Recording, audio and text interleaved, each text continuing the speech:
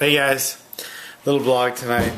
Not too much because I'm kind of tired. It's been a long week in Vegas. It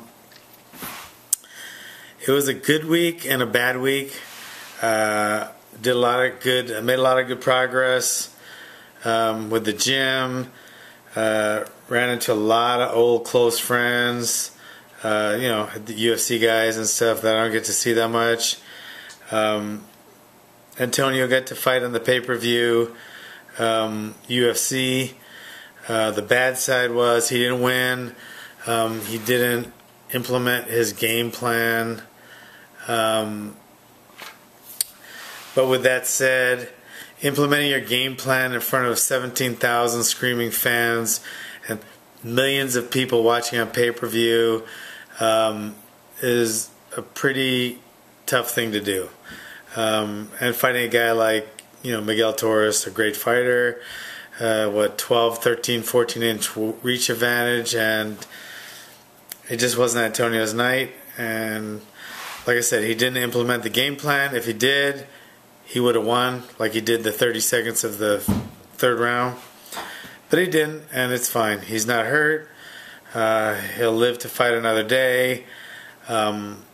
He's still a loyal member of the pit, and I'm very proud of him, win or lose. I really don't care if he wins or loses for me. I just care for him. And he's still, my main concern for my fighters when they fight is that they don't get hurt, and he didn't, and so I'm good. He'll be fighting again soon, and I'm sure he'll go back on a winning streak, and he's a winning fighter. He wins a lot more than he loses. This just wasn't his night. But he's fine right now, so that's good.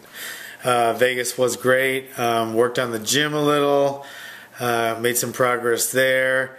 And got to meet and hang out a lot with Eric Umali, who is actually going to be running the gym in Vegas. He's one of my top black belts, and probably one of the guys I trust most, in the world. There's like 5 people in the world that I would trust with everything, and he's one of them. So I'm glad he's there. He's doing a great job, and I got to bring him behind the scenes of the UFC. He got to see what goes on, pre-fight, during the fight, post-fight, and I think it got him a little more understanding on how much respect and how legit the pit really is in the eyes of other people. He's kind of, he's more into a martial arts background. He's never seen, how important the pit really is to your everyday MMA fan, and etc. So that was really good. Great to see him. Great to see some of the people I really care about, over there. The UFC people, Donna, Bert, just a bunch of those guys. Got to see some of the great fighters that I really think are great people too. Leota was there. I got to see Nogueira, everyone from Rich Franklin to Forrest, just everyone. Who's that guy that did that crazy kick? I forget his name. I always forget it. He jumped on this cage and did that crazy ass kick against Ben Saunders. One of the nicest, most respectful killer fighters out there. I love that kid. He's just a great kid. Melvin Gillard was there. I'm saying his name wrong, sorry. But that guy's a freaking beast as well, and he was there. Great to see him. It's just good to see some of the old timers that, I just really miss, and then I get to see him there at the fights. Got to see Seagal and shake his hand. That was pretty cool. He's a great guy with the wrist locks. So it was good to see him. So it was just a good night. It was a good night all around. I'm sorry Antonio lost, but he didn't get hurt. So to me, it was a good night all around. It would have been better if he won, but it was a good night. Jim is making progress, kind of like 2 steps forward and 1 back. Permits this, air conditioning here, cooling and heating issues. So it's making progress, and we're shooting more like maybe April 1st now, but it's looking good. And speaking of April 1st, what's Obama talking about fucking Egypt? Who the fuck cares? Obama, pay attention. Fuck Egypt. bring your guys home from Afghanistan, all right? Okay? You're not multitasking very well. Okay, focus on one thing. Bring your troops home. Quit killing them over in Afghanistan. Okay? I'm starting to think Hitler when I think of your fucking name now. Bring your guys home. They need to come home now. Okay? You let them die over there long enough. Bring them home. Then worry about Egypt, Africa, you know, Peru, whatever you want. All right? Go to the Caribbean, Tahiti, whatever. All right? Anyway, what a douche. Super Bowl this weekend.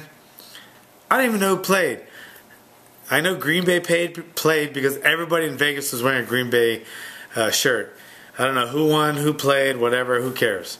It's not even a real sport. It's a game. Okay?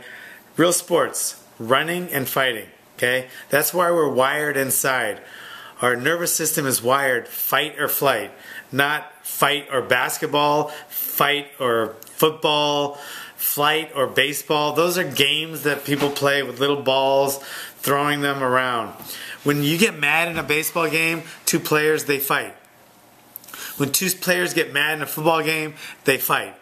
Even when two sissy basketball players running up and down the court, and if they touch each other, it's a foul.